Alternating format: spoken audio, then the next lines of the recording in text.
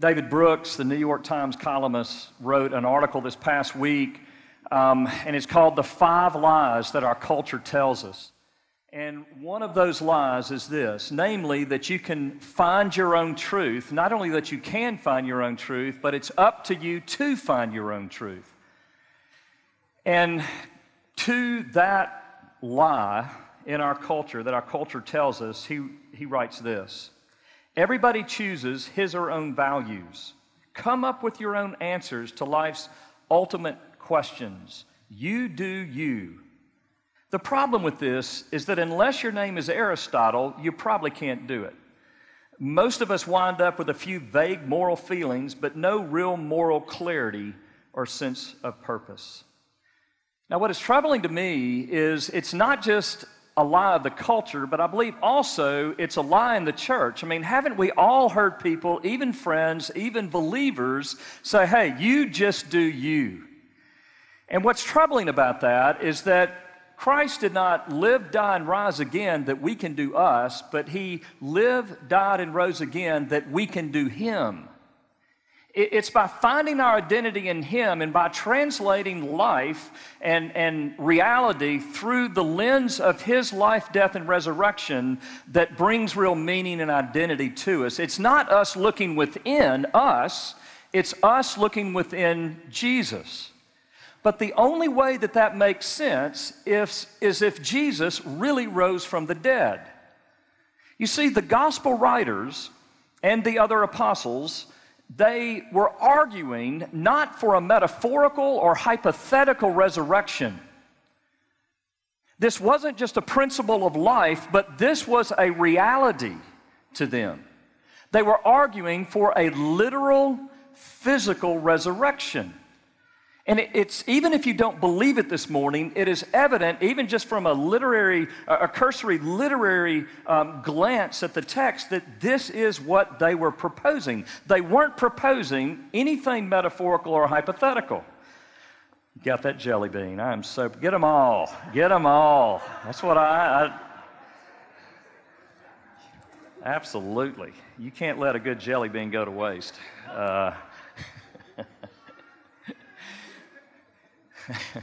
So let's be clear. Either the resurrection happened and it didn't. And if it didn't, then why in the world are we here? You see, if it were some myth, if this was some made-up story, they did a horrendous job telling it. For really 4 reasons. One, because women were the primary witnesses, as we see in our text, of the resurrection. And we think, and it's true, I mean, women's rights today are really at the forefront, and that is a good thing. But in this day, in the first century, a woman could not even give testimony in court because their testimony would not be believable. And yet, the primary witnesses, the primary testimony for the resurrection came first and foremost from women. There is no way on the planet, if these were trying to make up a story to get other people to believe it, that they would have used women as the primary witnesses. Number 2, Jews were the primary converts. And Jews were the last people on the planet to believe in a physical, literal resurrection of the Messiah. Jews would not even say the name of God.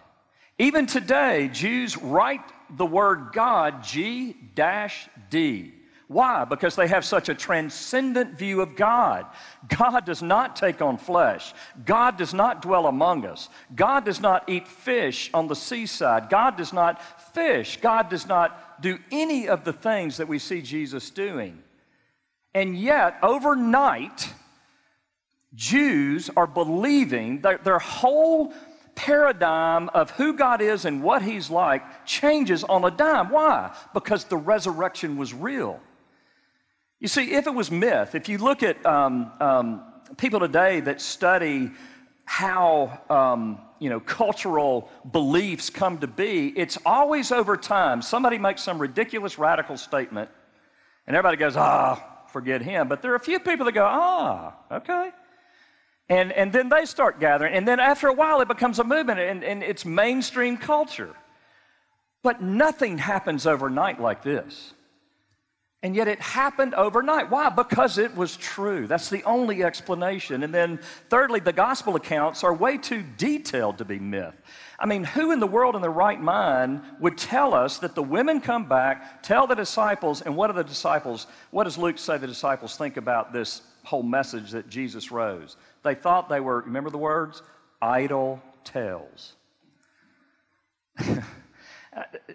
We're looking at, if you read on and toward the end of chapter 24 in Luke 24, toward the end of that chapter, Jesus, appears to them and he says, hey, I'm not a ghost. Touch me. You see these details. Then they eat together. Why would Luke put in these details of them having a meal?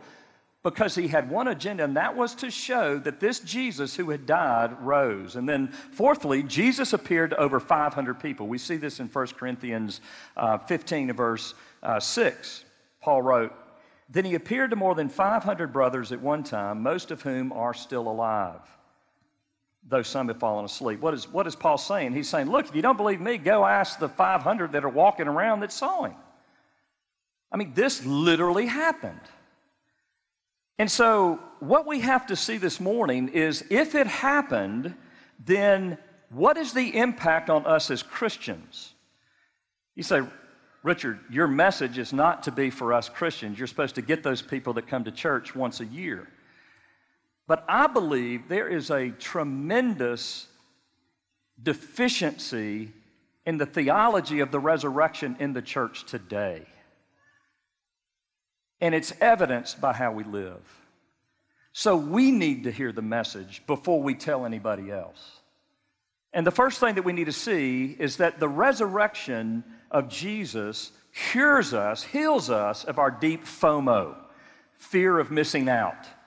Let me illustrate this. During our men's retreat, the speaker, just a few weeks ago, the speaker had us break into groups and just share our hearts and how we were experiencing, dissatisfaction with life and broken dreams and, unfulfilled expectations and so forth.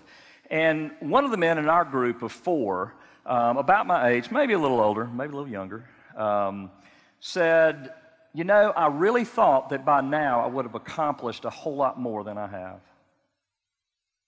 And he nailed it. He nailed it. Because I'm in my 50s, and anybody in their 50s or 60s, if you haven't felt that, I think you're probably lying.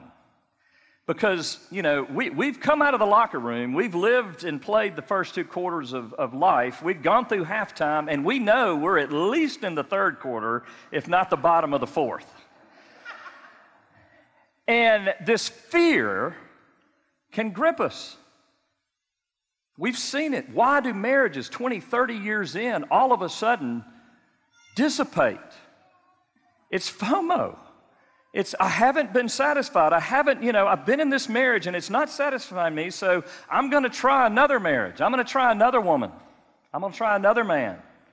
I'm going to get a convertible. I'm going to dye my hair. I'm going to join our Iron Tribe or something. I don't know, I'm going to do something because the end is in sight. All my blind ambition, all my dreaminess as a youth is gone, and now I am facing the reality of coming down the backside of the mountain. It's FOMO. It's fear of missing out. Us older, wiser, more vintage people, like a fine wine. Come on, Davis. We're not the only ones that are dealing with this. In fact, we're learning that college students today are more anxious, more stressed out, and more depressed than ever before. The second leading cause of death among college students is suicide. And I believe that is trending downward. We saw it just last week at White Station High School. A young man took his own life. And like many other youth, they are pointing now to, there were no signs. He was healthy. He was, seemed like he had a lot of friends. One person said he had a smile on his face. But then you start looking at it, and social media bullying is what they call out. And I am not one of those preachers who says the internet is of the devil and an iPhone is of the devil and a computer. No, I don't think technology is from the devil, but I do think that the devil can use any good thing and make it an absolutely destructive thing. And what we're seeing today is this really false reality. The illustration I used earlier that just came to me, it's kind of scary how my mind works, but was, a pig with lipstick and a dress on. I mean, that's really what social media platforms, they might be attractive at first, but the closer you get, and once you take off the layers, you realize what's really there. And that's the reality of Facebook and Instagram and Twitter. And yet, these are powerful tools that are really reformatting our brains and bringing us into a lifestyle of addiction. And this is not just for college students and high school students and junior high students. This is for grandparents. We've all seen it. I mean, I've literally watched grandparents in a restaurant on their phones looking at Facebook, not saying one word to each other. I'm like, are you kidding me? This is happening. I mean, it is addictive behavior. It really is. But what we're understanding is that these false connections are really just an illusion, that we're not really growing closer. We're not feeling more connected, but we're feeling more isolated. And we all know how it happens. We've had a long week. We just can't wait to get home on a Friday night and not go to the party and not go out. But we're going to get on our couch and we're going to, stream Netflix, and it's going to be awesome. And right before Netflix is coming on, the Netflix thing comes on. You say, all right, I'm just going to look on Facebook just for a second, and you see all your friends at the 901 FC game, and they look like they're in heaven. Their faces are painted. There's smoke rising in the background, and what happens? You begin to feel insignificant and worthless. You're sitting in your office, you're having a great day, things are going well, you pull up Instagram, and there's all you see are toes and this, sparkly blue water and sand and, beach, and all of a sudden you feel worthless. And it's funny, but it's real. And it's really sucked us into the point that not being left out, not being left behind, but being in, understanding what's going on all the time, everywhere, is a 24/7 job, and it is killing us. We can't even rest. We never turn off, and it's literally killing us. I'd never heard of Nipsey Hussle. And all of a sudden, he gets shot in front of his store, and man, just all these messages, my notifications are going off. Nipsey Hussle shot him. Like, who is Nipsey Hussle? Well, in about 30 seconds, I knew who Nipsey Hussle was. I mean, and if you didn't know who Nipsey Hussle was and that he got shot, then you were out and obviously way behind the times, and you just kind of need to go, flog yourself or something. It's social suicide. So the resurrection, what does the resurrection have to do with all this fear of missing out, this anxiety? Well, here's the problem. Our addiction to the present is just that. We literally are so anchored to the present that we can't look to the future. And the hope of Christianity and the message of Christianity is an incredibly glorious future that gets us through the suffering and everyday living in this life. And if you have Jesus as your Savior, but He is not your resurrected Lord who is bringing a new heaven and a new earth, then your life here is going to be little different from anybody else around you that doesn't believe it.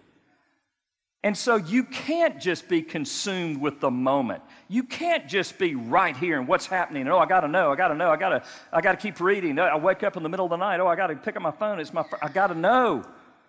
You cannot be anchored to the moment only and live for Jesus out of the glorious hope of the resurrection. You can't do it. And that's exactly what C.S. Lewis was pointing out in his work. He talked about